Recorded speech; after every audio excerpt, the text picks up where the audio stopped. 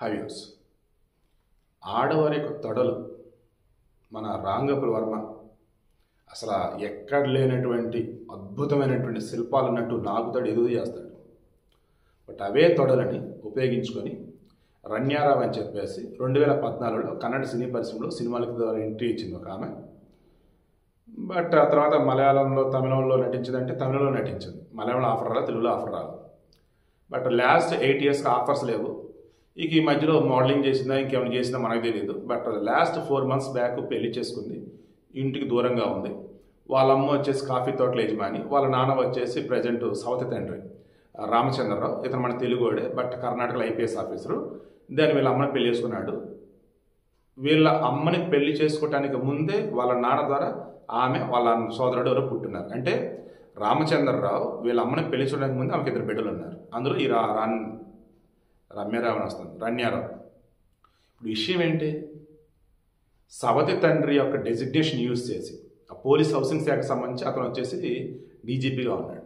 అతని designation use చేసి ఎయిర్పోర్ట్లో చెకింగ్లు లేకుండా ఎయిర్పోర్ట్ నుంచి తన ఇంటి దాకా గవర్నమెంట్ వెహికల్తో వెళ్తూ లాస్ట్ 1 yearగా 40 సార్లు గల్ఫ్ దేశాలకు వెళ్ళి వచ్చింది.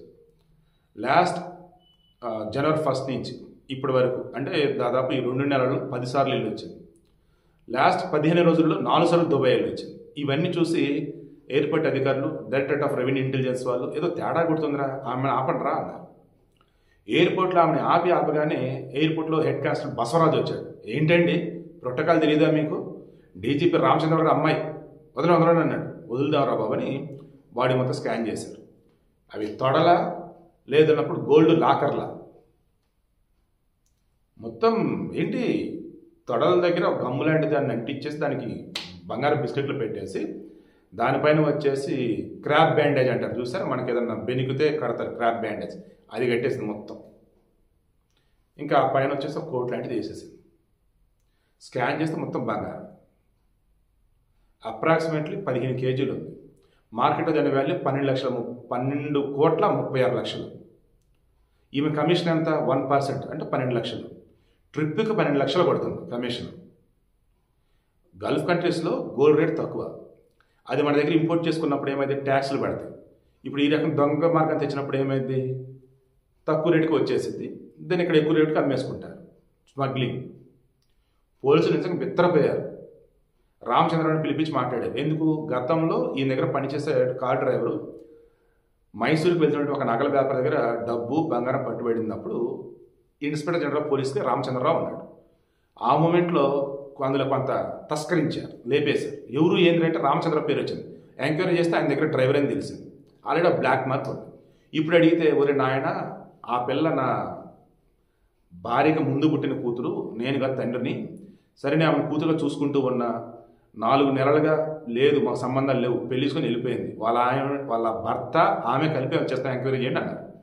భర్తను పిలిచి విచారించారు. అతని దగ్గర ఏమీ లేదు, ఈమె చేస్తుంది. ఈమెతో పాటు ఇంకెంతమంది ఉన్నారు అండ్ ఇంకెంతమంది కలగలిపి పెద్ద స్కామ్ పాల్పడ్డారు. ఇవన్నీ విచారణ చేస్తున్నారు. ఇప్పుడు 15 kgs దొరికింది. 40 సార్లు వచ్చింది లాస్ట్ 1 yearగా.